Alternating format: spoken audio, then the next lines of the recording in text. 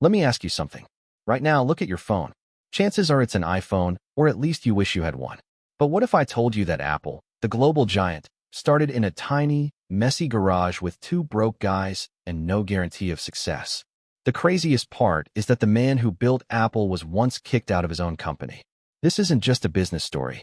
It's a tale of rejection, failure, obsession, and the greatest comeback in tech history. Steve Jobs didn't come from wealth. In fact, he was given up for adoption at birth. From the beginning, he felt different. In school, teachers found him difficult. He questioned everything. He didn't like rules. He didn't accept being told, "This is just how things are." He went to college but dropped out, not because he was lazy, but because he felt lost. He had no degree, no plan, and no money, just one thought in his mind. There has to be a better way to do things.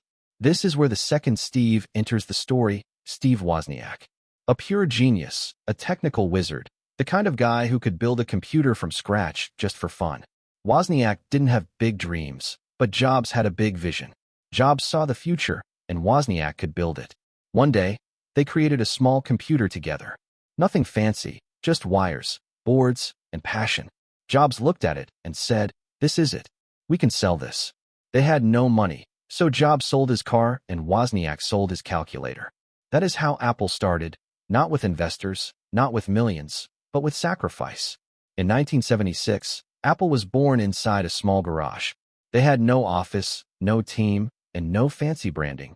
Just two young guys who believed in something that nobody else did. People laughed and asked, who would want a computer at home? But Jobs didn't see what everyone else saw.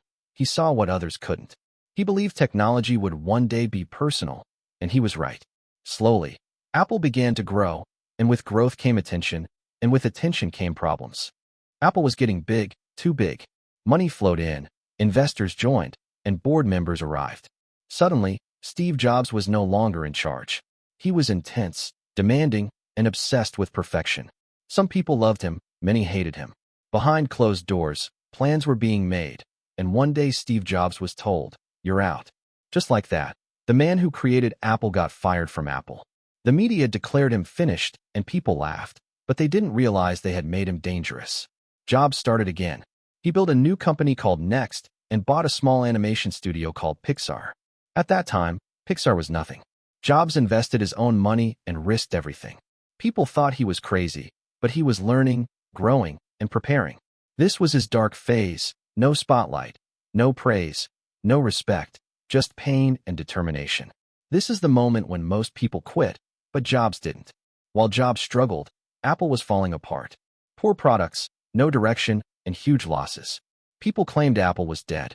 Then something unbelievable happened. Apple called Steve Jobs and begged him to return. The man they had fired was now their last hope. When he came back, he didn't say much. He just stated, "We're starting from zero." And he meant it. Jobs cleaned house. He cut useless products, let go of people, changed direction, and then came the magic: iMac, iPod, iTunes, and finally the iPhone. Each product changed the industry, but the iPhone changed the world. Jobs didn't just sell phones. He sold experiences, emotions, and identity. He once said, "People don't know what they want until you show it to them." And he was right. Today, Apple is not just a company. It's a symbol, a lifestyle, and a status. From a garage to a trillion-dollar empire. From rejection to success. From zero to history.